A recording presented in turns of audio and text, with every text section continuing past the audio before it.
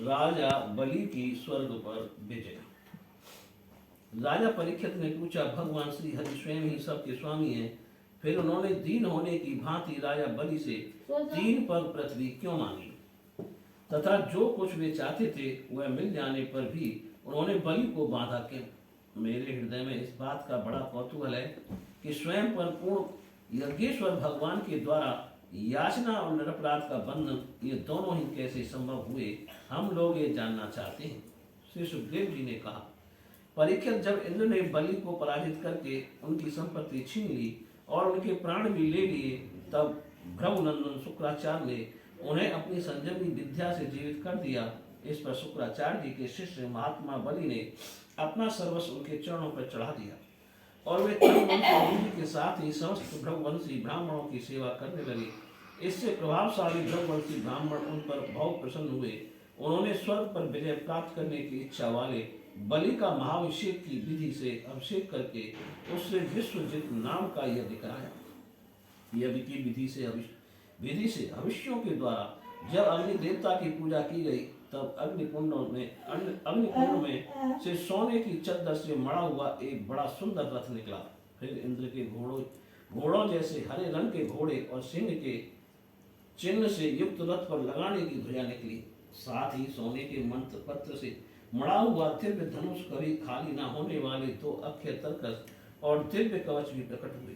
दादा प्रहलाद जी ने उन्हें एक ऐसी माला दी जिसके फूल कभी कुमलाते न थे तथा शुक्राचार्य ने एक पंख दिया। इस प्रकार ब्राह्मणों की कृपा से युद्ध की सामग्री प्राप्त करके उनके द्वारा स्वास्थ्य वाचन हो जाने पर राजा बलि ने उन ब्राह्मणों की प्रदक्षिणा की और नमस्कार किया। इसके बाद उन्होंने प्रहलाद जी से संभाषण करके उनके चरणों में नमस्कार किया। फिर वे भृगुवंशी ब्राह्मणों के दिए हुए दिव्य रथ पर सवार हुए। भृगुवंशी ब्राह्मणों के दिए हुए दिव्य रथ पर सवार हुए। जब महारथी राजा बलि ने कवच धारण कर धनुष, तलवार, तरकस आदि शस्त्र ग्रहण कर लिए और दादा की दी हुई सुंदर माला धारण कर ली, तब उनकी बड़ी शोभा हुई। उनकी भुजाओं में सोने के बाजूबंद और कानों में मकराकृति कुंडल जगमगा रहे थे। उनके कारण रथ पर बैठे हुए वे ऐसे सुशोभित हो रहे थे मानो अग्नि कुंड में अग्नि प्रज्वलित हो रही हो। उनके साथ उन्हीं के समान ऐश्वर्य, बल और विभूति वाले दैत्य सेनापति अपनी अपनी सेना लेकर हो लिए। ऐसा जान पड़ता था मानो वे आकाश को पी जाएंगे। अपने क्रोध भरे प्रज्वलित नेत्रों से समस्त दिशाओं को क्षितिज को भस्म कर डालेंगे। राजा बलि ने इस बहुत बड़ी असुरी सेना को लेकर उसका युद्ध के ढंग से संचालन किया तथा आकाश और अंतरिक्ष को कपाते हुए एकल ऐश्वर्य से परिपूर्ण इंद्रपुरी अमरावती पर चढ़ाई की। देवताओं की राजधानी अमरावती में बड़े सुंदर सुंदर नंदन वन आदि उद्यान और उपवन हैं। उन उद्यानों और भवनों में पक्षियों के जोड़े चहकते रहते हैं। मत लोभी भौरे मत वाले होकर गुनगुनाते रहते हैं। लाल लाल नए नए पत्तों, फलों और पुष्पों से कल्प वृक्षों की शाखाएं लगी रहती हैं। वहाँ की सरोवरों में हंस, सारस, चकवे और बतखों की भीड़ लगी रहती है। उन्हीं में देवताओं के द्वारा सम्मानित देवांगनाएं जल क्रीड़ा करती रहती हैं। ज्योतिर्मय आकाश गंगा ने खाई की भांति अमरावती को चारों ओर से घेर रखा है। उसके चारों ओर बहुत ऊंचा सोने का परकोटा बना हुआ है, जिसमें स्थान स्थान पर बड़ी बड़ी अटारियां बनी हुई हैं। सोने के किवाड़ द्वार द्वार पर लगे हुए हैं और स्फटिक मणि के गोपुर नगर के बाहरी फाटक हैं। उसमें अलग अलग बड़े बड़े राजमार्ग हैं। स्वयं विश्वकर्मा ने ही उस पुरी का निर्माण किया है।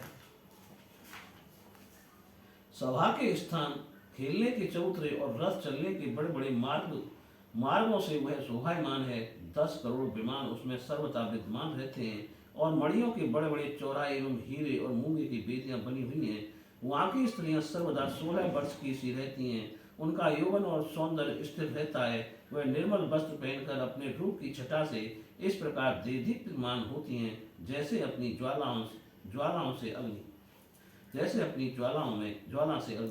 देवांगनाओं के जूड़े से गिरे हुए नवीन सौगंधित पुष्पों की सुगंध लेकर वहाँ के मार्गों में मंद मंद हवा चलती रहती है। सुनहली खिड़कियों में से अगर की सुगंध से युक्त सफेद धुआं निकल कर वहाँ के मार्गों को ढक दिया करता है। उसी मार्ग से देवांगनाएं जाती आती हैं। स्थान स्थान पर मोतियों की झालरों से सजाए हुए कदौबे तने रहते हैं। सोने की मणिमय पताकाएं फहराती रहती हैं।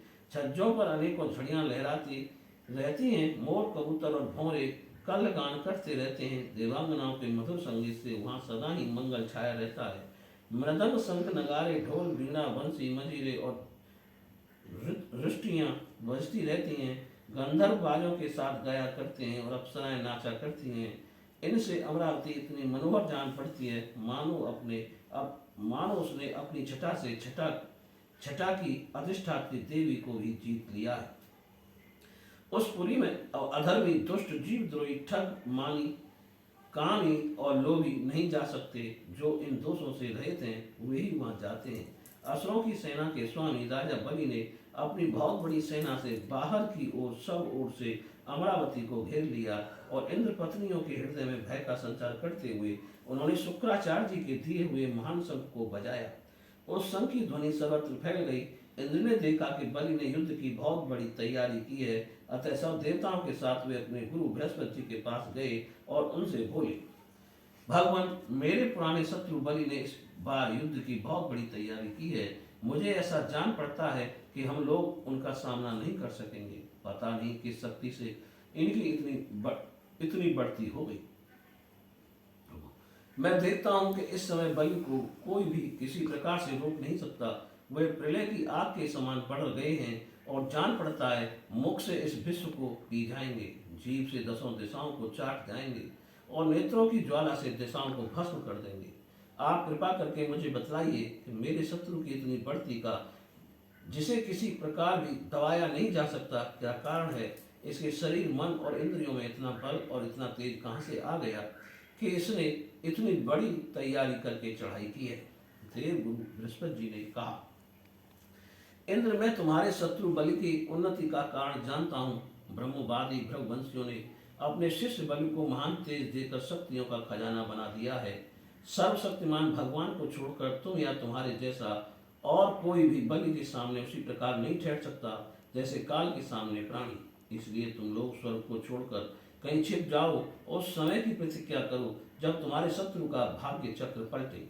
इस समय ब्राह्मणों के तेज से बलि को उत्तर वृद्धि हो रही है, उसकी शक्ति बहुत बढ़ गई है। जब ये उन्हीं ब्राह्मणों का तिरस्कार करेगा तब अपने परिवार परिकर के साथ नष्ट हो जाएगा। बृहस्पति जी देवताओं के समस्त स्वार्थ और परमार्थ के ज्ञाता थे। उन्होंने जब इस प्रकार देवताओं को सलाह दी तब वे स्वेच्छानुसार रूप धारण करके स्वर्ग छोड़कर चले गए।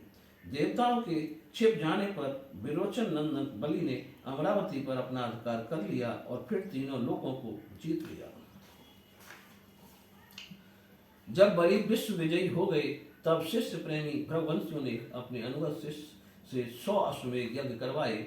उन यज्ञों के प्रभाव से बलि की कीर्ति कौमती तीनों लोकों से बाहर भी दसों दिशाओं में फैल गई और वे नक्षत्रों के राजा चंद्रमा के समान शोभायमान हुए। ब्राह्मण देवताओं की कृपा से प्राप्त समृद्धि राजा लक्ष्मी का वे बड़ी उदारता से उपभोग करने लगे और अपने को कृतकृत्य सा मानने लगे। बोलिए श्री कृष्ण भगवान की जय।